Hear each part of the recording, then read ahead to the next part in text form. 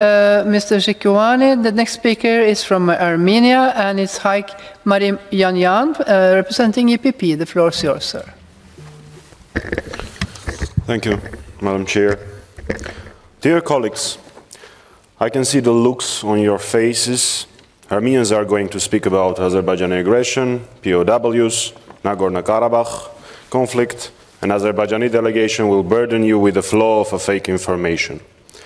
But let me explain you why we are obliged to speak up about the humanitarian catastrophe caused by the Azerbaijani blockade of the Lachin corridor and other above-mentioned topics.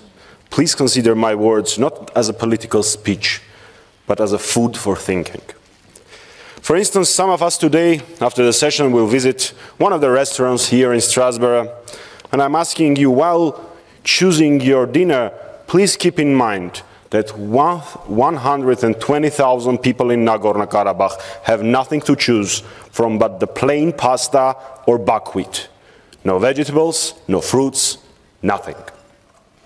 And when you, honorable colleagues, will get to your cozy and warm hotel rooms to hide from the cold wind and watch some news, please remember that 120,000 Armenians have no gas and electricity for 6 to 8 hours a day.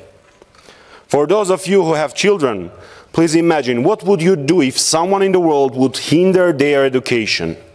If it would be so cold in the classrooms that the schools had to shut down for almost a month. And if any of you will have a headache after a long day, please, while swallowing a painkiller, remember that 120,000 Armenians in Artsakh are running out of meds. And when Mr. Saidov will tell that self-proclaimed activists are exercising their magnificent right of freedom of speech, though the sentence freedom of speech in Azerbaijan is an oxymoron, please remember that Azerbaijan is 104th in environmental performance index by Yale University.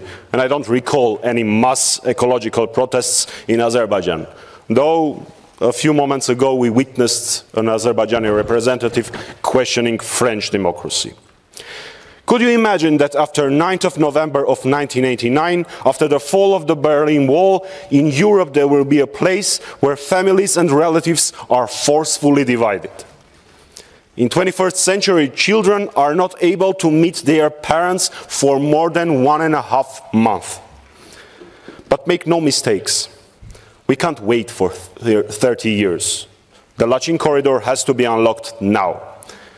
And as Lemkin Institute for Genocide Prevention stated a few weeks ago, the world must act immediately to prevent a second Armenian genocide.